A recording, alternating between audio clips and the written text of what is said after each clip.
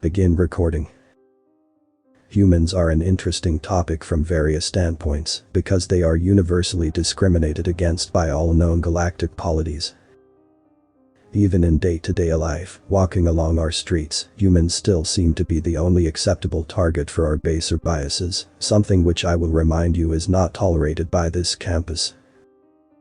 For those of you who have never seen a human, and even for those of you who have, I will remind you that I will be showing accurate holos of humans during today's lecture and for the remainder of this course.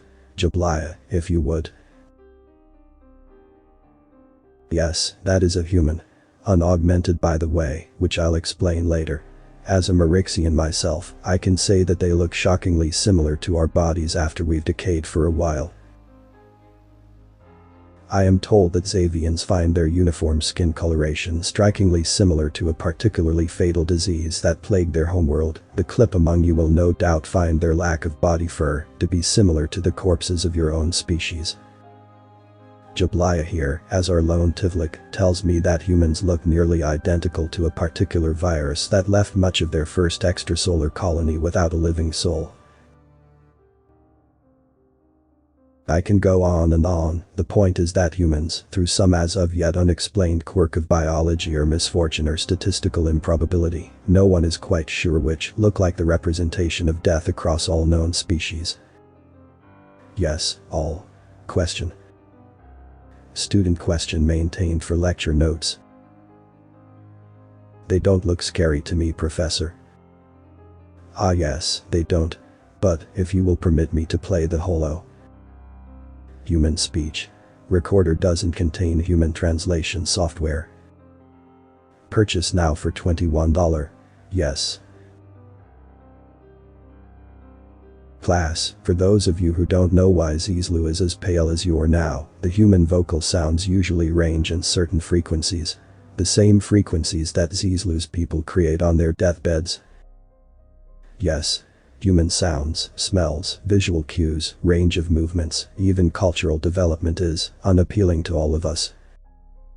Again, it seems a marvel of terrible luck that this just happens to be so. Earlier I mentioned that this was an unaugmented human. I will show you a modern augmented human. Again, they are on the receiving end of bad circumstance. They do look amazingly similar to the corpse soldiers that were employed by the Brills during the last galactic war, don't they? Transspeciesism, transhumanism when referring to the human application, is widely rejected by galactic society because of the aforementioned Brills' use of technologically reanimated corpses that happened only so long ago. As a veteran of that war, I freely say that I nearly wet myself in terror upon first seeing a human. With some context in mind as to their physical appearance, it is obvious why most of us would prefer not to associate with humans, despite them being quite wonderfully adaptive and successful in certain sectors of work. Do any of you know which sectors these are? Student guesses omitted. Yes, military ground forces, acting and medicine. The first two areas are well understood. The psychological impact of soldiers naturally appearing as the universal symbols of death cannot be underestimated. I'm sure the nearby Mount Sply Military Academy has an entire course centered on humans in combat. Human actors find many roles in galactic terror movies, requiring no makeup to get into character. Of course, Professor Islikover in the arts department teaches an entire course in human art appreciation.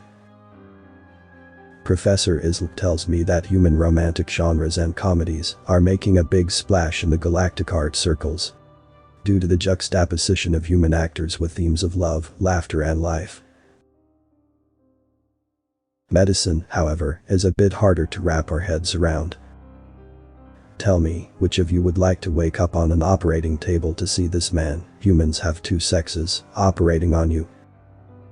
I speak from personal experience again and refer back to my previous statement about wetting myself. Class laughter omitted. However, it works.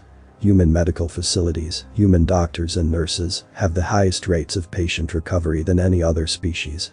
This is, I argue, because of their unfortunate appearance. Much study has been done into this particular phenomenon, especially considering that while human medical technology is quite ahead of the curve due in part to their augmentation practices, it is not entirely able to account for human medical success rates. Something else must be a major factor.